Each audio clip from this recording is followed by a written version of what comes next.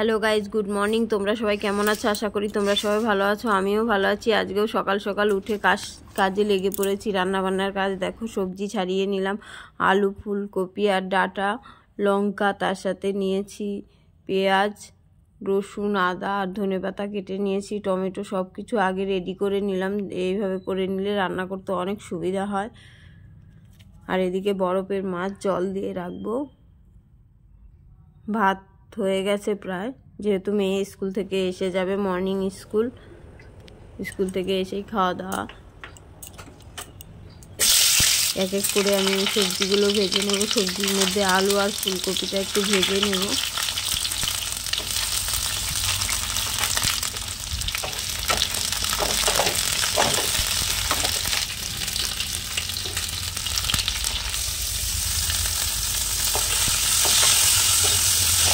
তারপর পরিমাণ মতো লবণ আর হলুদ দিয়ে দেখো ভেজে নিচ্ছি, ঢেকে দিলাম।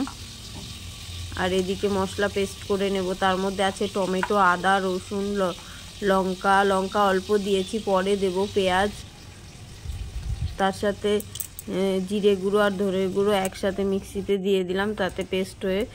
আমি এইভাবেই করি। আর এখানে শুকনো জিরে আর তেজপাতা ভেজে নিয়েছি, সেটা শিলে করে নিলাম।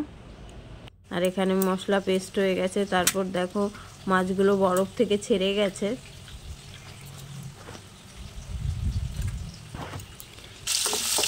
এখানে আলু আর ফুলকপিটাও ভাজা হয়ে গেছে।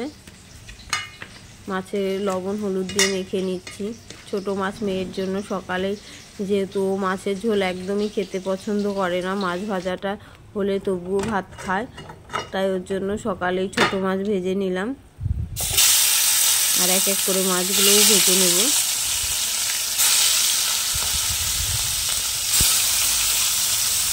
তোমরা কারা কারা এইভাবে রান্না করো অবশ্যই আমাকে কমেন্ট করে জানাবে।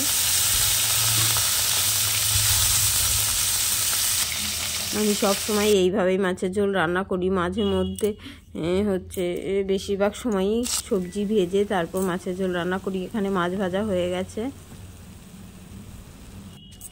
আর দেখো কড়াইতে তেলের মধ্যে জিরে, তেজপাতা, শুকনো লঙ্কা দিয়ে ফোড়ন দিলাম। আর পেঁয়াজ ছিল, টমেটো ছিল, সেটাও দিয়ে একটু কষিয়ে নিয়েছি। তারপর পেস্ট করা মশলা দিয়ে সামান্য পরিমাণ জল দিয়ে দিলাম। মশলা থেকে তেল ছাড়া পর্যন্ত কষাতে হবে। যত মশলা কষানো হবে তত তরকারির টেস্ট বেশি হবে, ঠিকঠাক লাগবে খেতে। এখানে দেখো তারপর ভেজে রাখা সবজিগুলো দিয়ে দিয়েছি।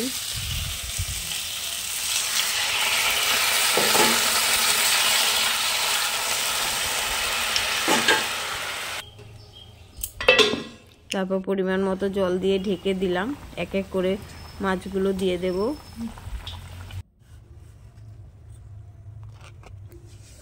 তরকারি যখন হয়ে গেছে, দেখো প্রায় হয়ে গেছে, তখন আমি ভাজা জিরের গুঁড়োটা দিয়ে দিলাম।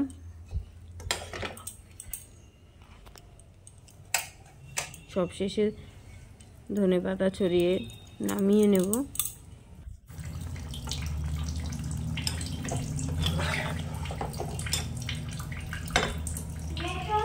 দেখো রেডি হয়ে গেছে মাছের ঝোল। ওর ঠাকুমার দিয়ে দিয়েছি আর আমাদের জন্য